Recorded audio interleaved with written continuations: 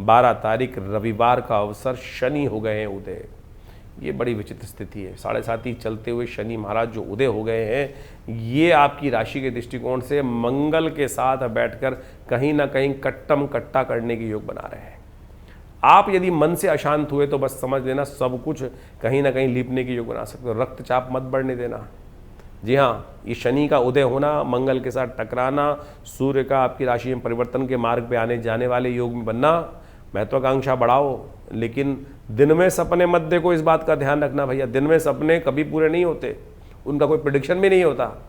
Practical काम करने की ज़रूरत है। प्रैक्टिकल काम, जब प्रैक्टिकल काम नहीं करोगे तो बस खाली क्रोध ही क्रोध आएगा। इस बात का ध्यान रखते हुए कार्य करने की ज़रूरत है।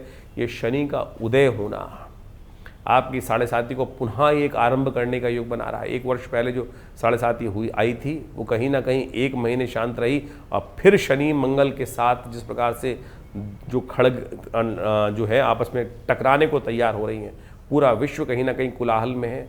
आपके इंटरनल विचारों में भी कहीं ना कहीं टकराव की स्थिति उत्पन्न हो सकती है। घर में शांत रहते हुए कार्य करने का प्रयास कीजिए। ये शनि का उदय होना, थोड़ा सा आपको उपाय करने की ज़रूरत है।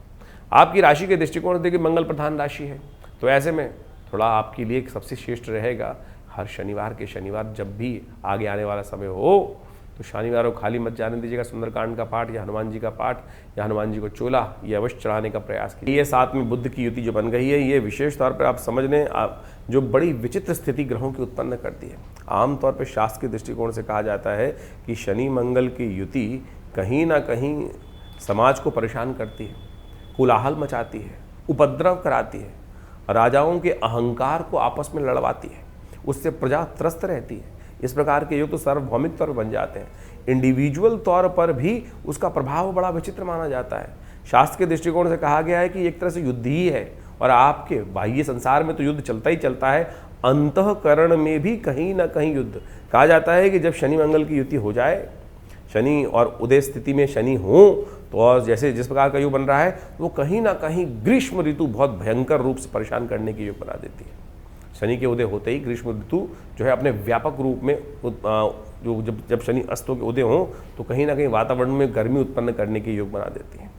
और साथ साथ इस वक्त तो शनि मंगल का युति भी चल रही है, तो ये कभी कभी वृष्टि का योग भी बनाती है। साथ साथ संसार में वृष्टि, बारिश का योग भी, असमय बारिश का योग भी इसके साथ साथ बनने के योग बन जाते हैं। तो कहीं ना कहीं बारिश जो होती है वो झटके से आती है, प्रलंकारी योग भी कहीं ना कहीं बना देती है। तो आने वाले कुछ दिनों में इस प्रकार के योग भी कहीं ना कहीं बनते दिखाई देंगे आपको विश्व के दृष्टिकोण से। अब इन राशियों के योग को समझकर मंगल जो है वो क्या है,